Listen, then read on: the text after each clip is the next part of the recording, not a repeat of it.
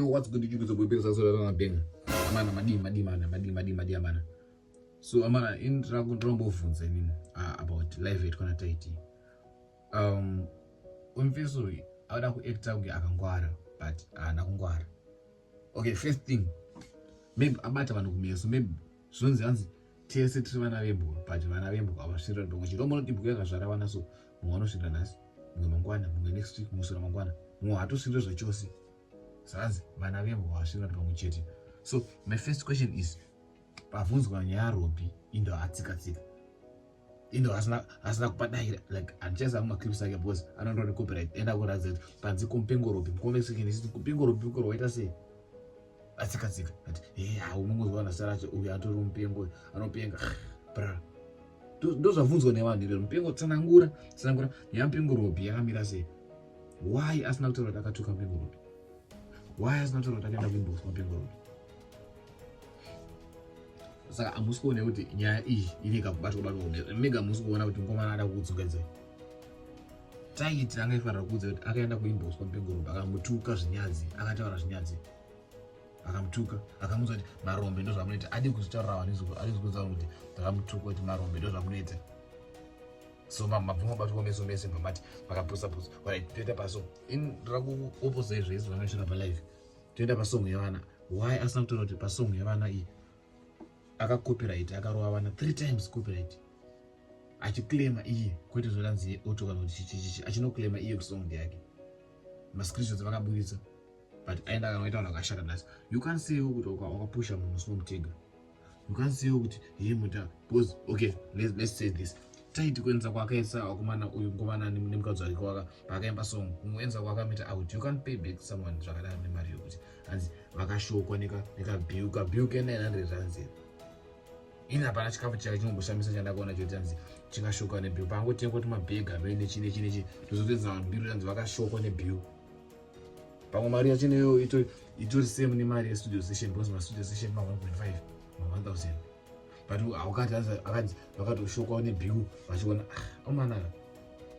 So ndira kuvhunza inini pataura kuti akaita payback vafana vakaimba song nepapi ina hangu asupaona asupaona sabotage because ukanzeranzi takamupusha inini channel yake yatozopinda mu2000 nezveso asozoenda channel yomunhu akapushwa munhu akanzi apushwa chezvezvo you should gain kana 10,000 subscribers kana 5,000 subscribers toona kuti paita change mafollowers aifanira kutoenda kana mu 50,000 wala let's say kakapo kupushwa kana 13 mibichi chaka ndokunonzi kupushwa kwa kwatotaureko vako yari mu 10k mazunda kuma 40k ndokunonzi kupusha munhu kuti mangwana we can give you credit zidi wakapusha munhu. You can't say wakapusha munhu asina manumbers akawanda akurazoda akapushwa. Saka so taiti dazo zvakunovekera sense. So taiti kushandisa kwanoita vanhu for content anopeya vanhu back newines out ndiko kwanoti kupeya vanhu back nyati you traveled all the way from Cape Town to Joburg munomenza out munochera marips wakumura copyright anatenda mazi ukawanza mwatengera kabega wakunora copyright sema anatate nani nawo wakungounza kwanoenza kustairs unotenga mabega wakawana copyright. So you think kuti vanhu vane nzara steregereo unoshandisa zara kweserege you think kuti vanhu they don't afford food. You think kuti vanhu afford to marips totonyepera kuti vakashokwa nebiu vanhu vangokunyara seselebi kuti havakurambire wakuda kutoedza mbiri kuti unoenza vanhu out unovatenga marips washandisa for content. Did you tell people kuti kuenda unoona kwakaita natandamazi Facebook yakakumatisa for that? Did you tell people unonyepa ngezi une moyo munyoro ngone moyo kanaka nagochira mzakashanza about 20,000 ngone kwanyati? Did you tell people kwanyati koko wakanogadzira over 200,000? 20,000 is nothing. It's literally nothing because wakanogadzira a lot of money there.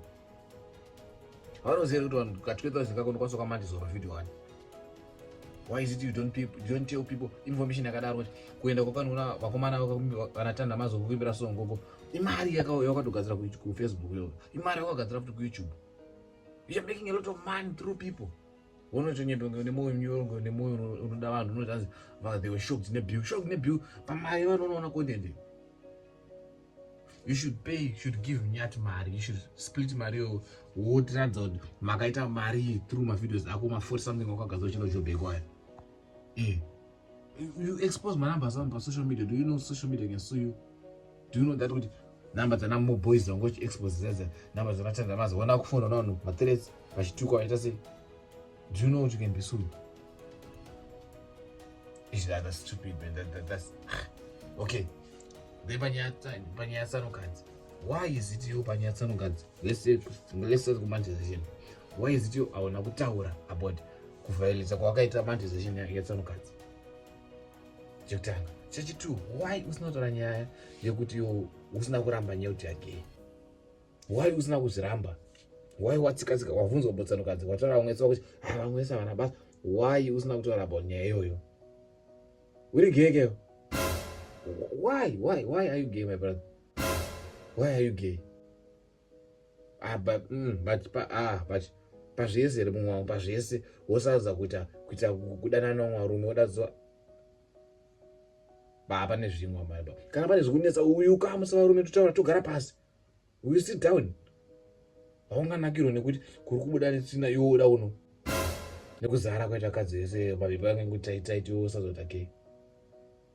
Why watsika nyaya? Why usina kuiadresa nyaya kuti iyo is a very big issue kuti wangofanira kuti uiadrese totoziya ubata vanhu mumeso tiri vanhu chokwadi udza vanhu chokwadi iwo mufanire kuti unonyepera vanhu sadi ubata nyika sechokwadi unonyepera kunge uri hambo tienya tindokude namukadzi kakati kunyenama unge dhongi rutsenga rekeni kari pasaidi achitanzi nyati vanonzwisa tsitsi tatavanzwira did not contribute anything pakupisa kwanyati nyati matozomuziya nemanumbers akawina challenge through numbers kodo bata vanhu kumeso mutenge mune moyo munyoro mune moyo wadevhu monzo taura nyaya sizazvira namo boys anzi ichi you have no maturity mfana hazviitwe zvekuexpose vanhu vamochita izvo. But still, do what you do best and keep doing what I'm doing best. My name is Praise Magara. Please like, comment, share, subscribe to your channel for more content.